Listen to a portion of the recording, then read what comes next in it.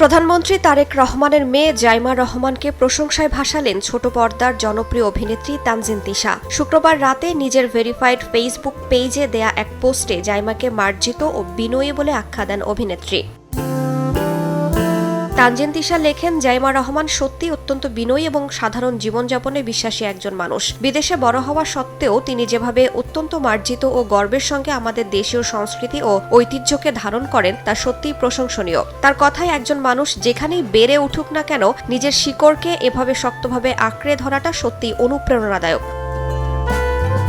এদিকে বৃহস্পতিবার প্রথম রোজায় রাজধানীর ভাসানটেক এলাকায় নারী ও এতিম শিশুদের সঙ্গে এক ইফতার মাহফিলে অংশ নেন জাইমা রহমান। পবিত্র রমজান উপলক্ষে ঢাকা ১৭ আসনের করাইল বস্তি ও ভাসানটেক এলাকার ১৪টি এতিমখানা ও হাফিজিয়া মাদ্রাসায় মাস জুড়ে ইফতার, রাতের খাবার ও সেহরি সরবরাহের উদ্যোগের অংশ হিসেবে তিনি এই ইফতার মাহফিলে যোগ দেন।